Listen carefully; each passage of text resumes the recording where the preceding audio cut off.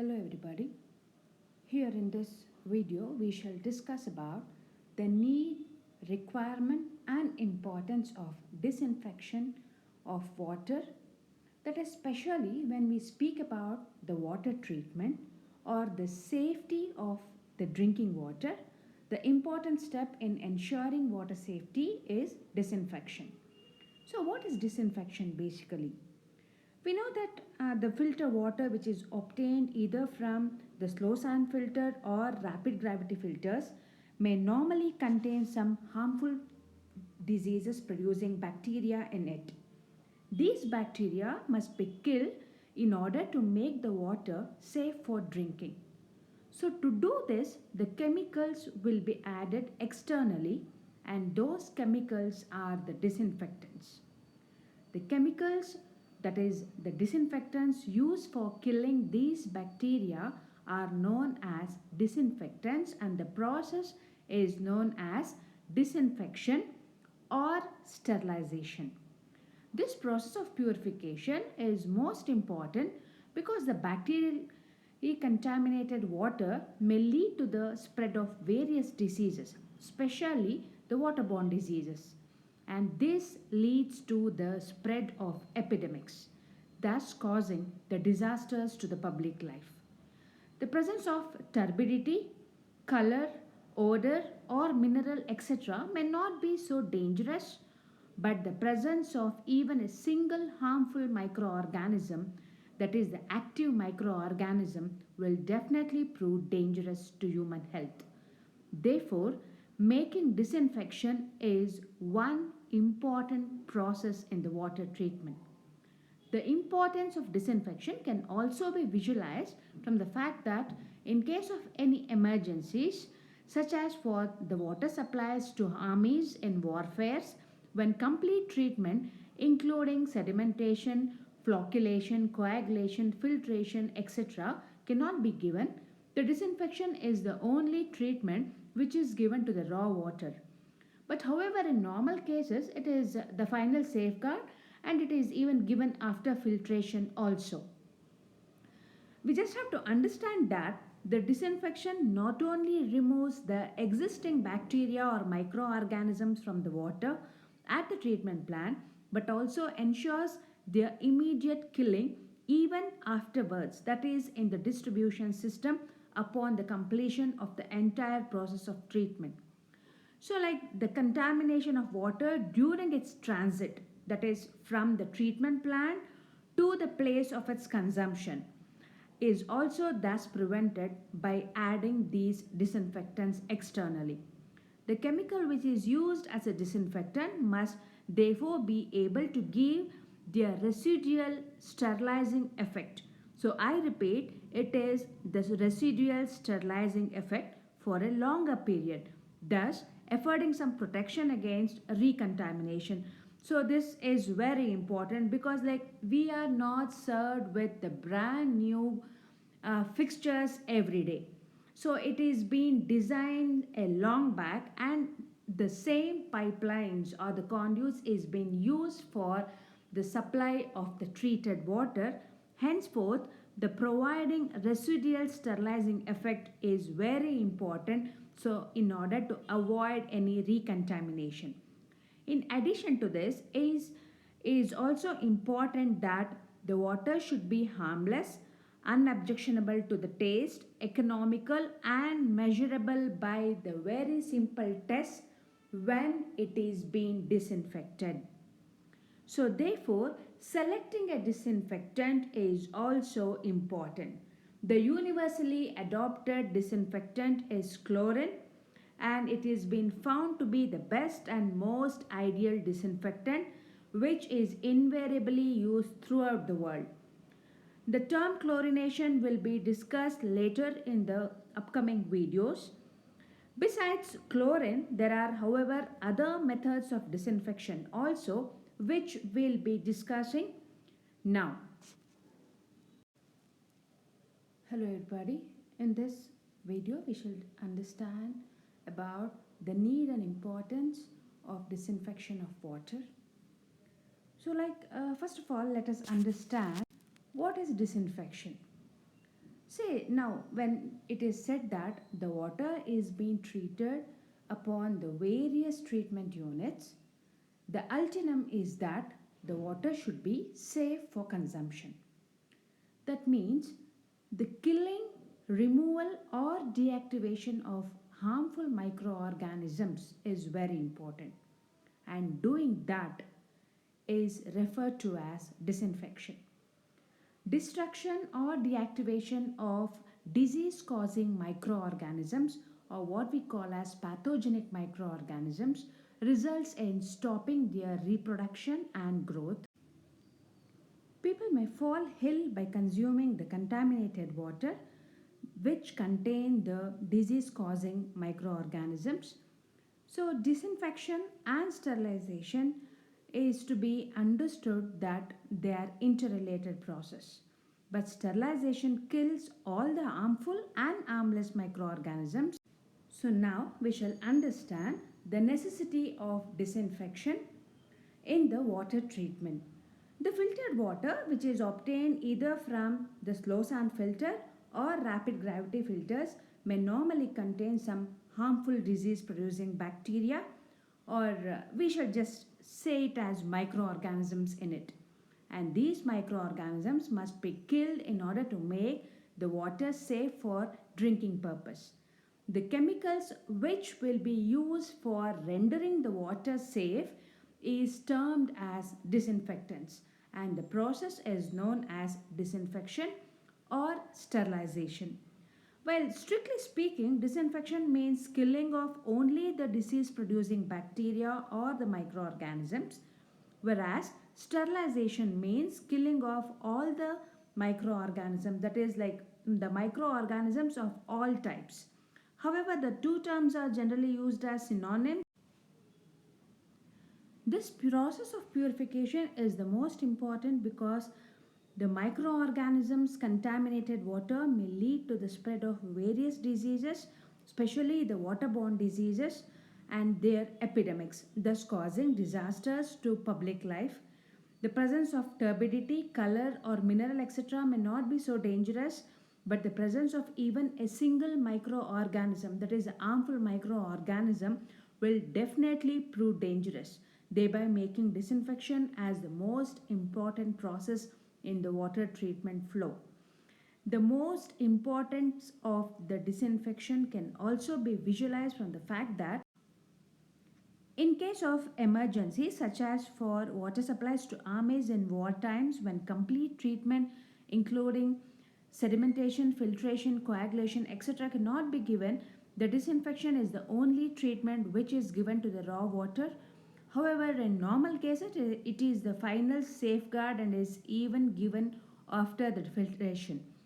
Let us get to know like what is the important need for disinfection in the water treatment. The disinfection not only removes the existing bacteria from the water at the plant but also ensures their immediate killing even afterwards in the distribution system. The contamination of water during its transit from the treatment plant to the place of its consumption is also thus prevented by the disinfectants, which means to tell that the water should be saved even after it is being treated in the treatment plant until it reaches our tap. The contamination of water during its transit from the treatment plant to the place of its consumption is also thus prevented by the disinfectants. The chemical which is used as a disinfectant must therefore be able to give this residual sterilizing effect for a longer period, affording some protection against recontamination. This is very important because the water upon completion of the treatment will not reach directly as it is being treated in the treatment plant, while it will be passed through some conveyance, that is like it will be passed through some conduits which is not the brand new ones every day. So that means that it is been designed and laid long years ago. So henceforth the residual sterilizing effect plays a vital role here. In addition to this, it should be harmless, objectionable to tongue, economical, and measurable by very simple tests. And universally adopted disinfectant is chlorine, which is found to be best and the most ideal disinfectant and been invariably used throughout the world. The term chlorination and its importance will be dealt in the further video. The disinfection could be done by the following methods, of which the first one is disinfection by boiling. So, the first method, that is by boiling of water. In this, the microorganisms present in the water can be destroyed by boiling it for a longer time. It is an effective method of disinfection, but it is not practicably possible to boil huge amount of public water supply. And moreover, it can only kill the existing germs but cannot take care of the future possible contamination.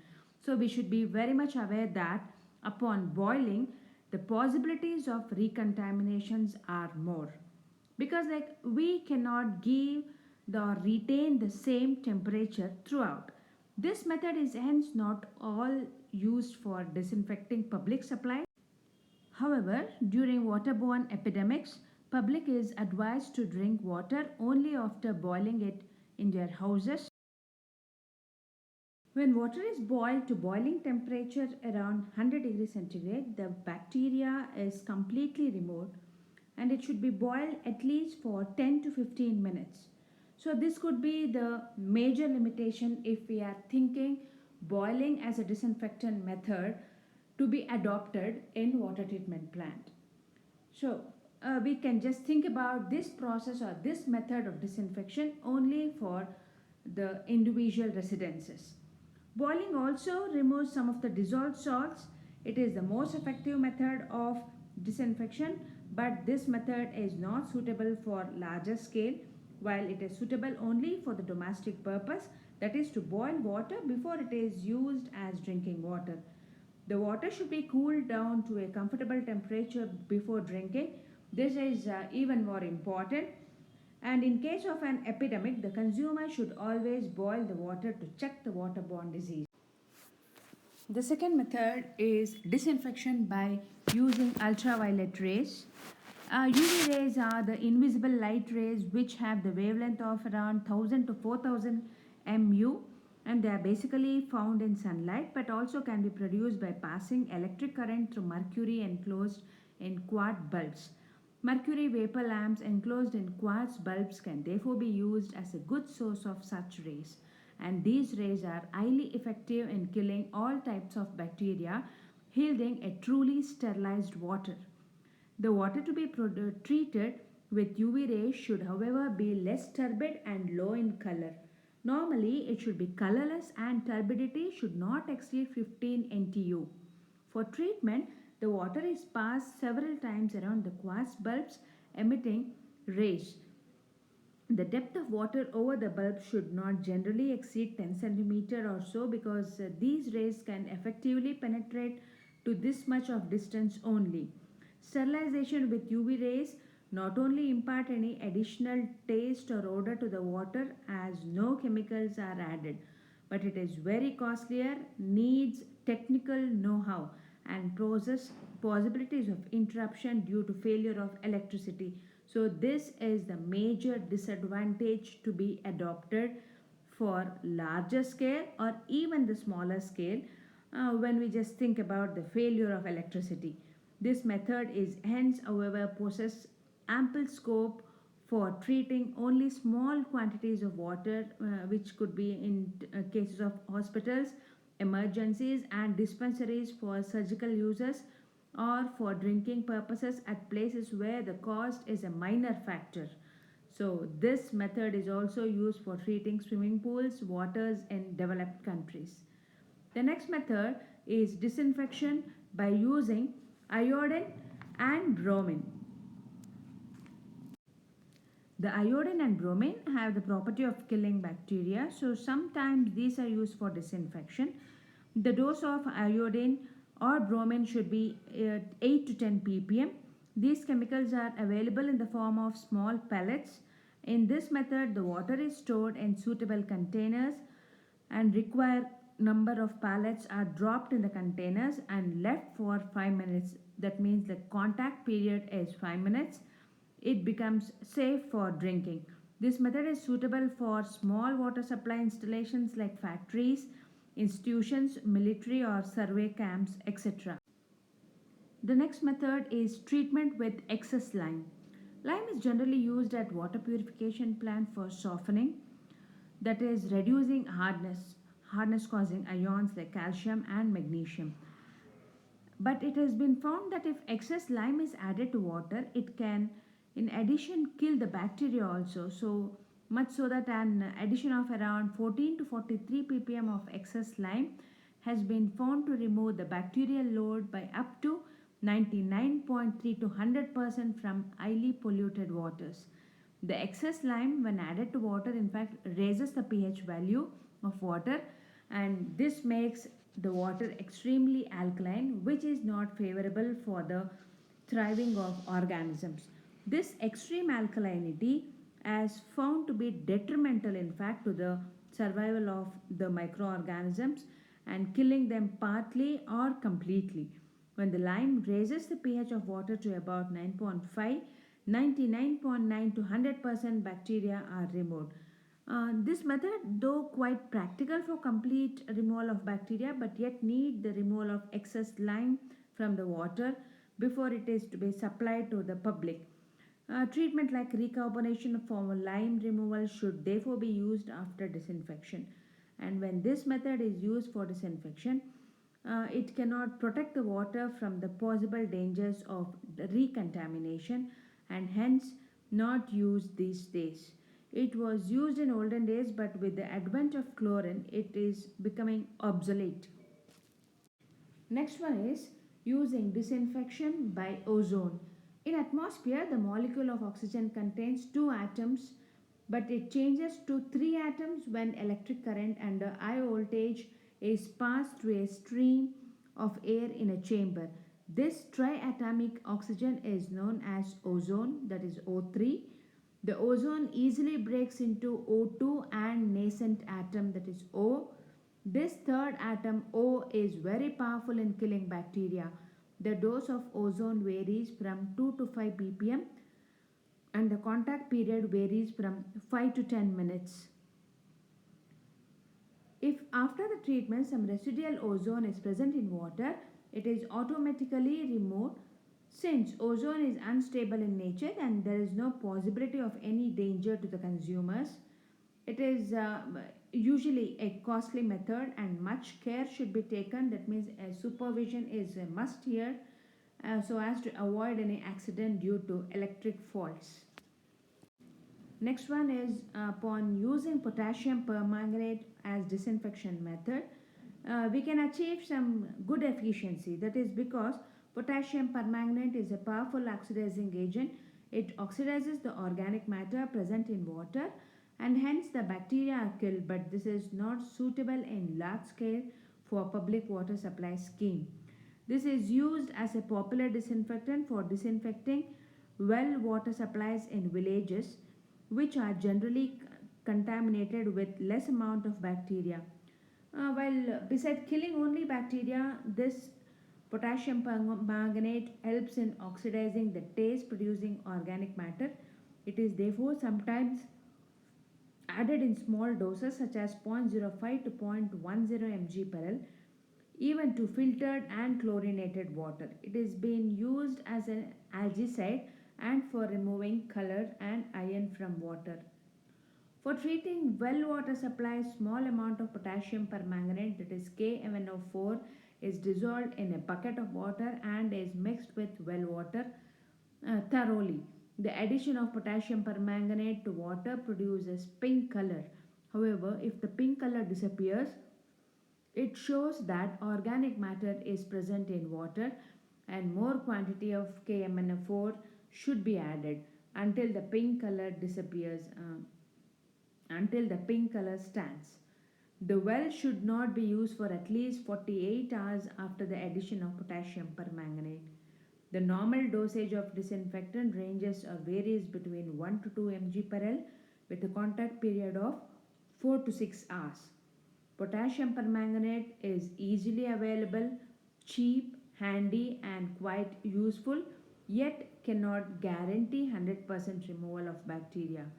It can remove about 98% bacteria, and it can possibly remove 100% organisms causing cholera, but is of little use against other diseases or causing organisms. Moreover, the water treated with K-manophore with the passage of time produces a dark brown precipitate which is noticeable as a coating on porcelain vessels, and it is very difficult to remove without scouring.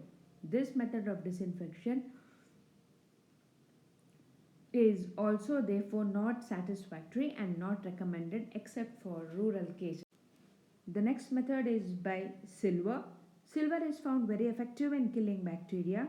Silver foils are spread over the filter media and water is passed upon it.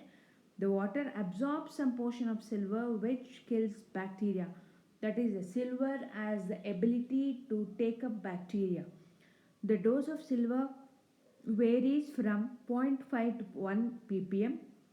As silver is costly, it is not affordable or it is not suitable for public water supply schemes. It is suitable only for domestic use only. The next one is by using chlorine.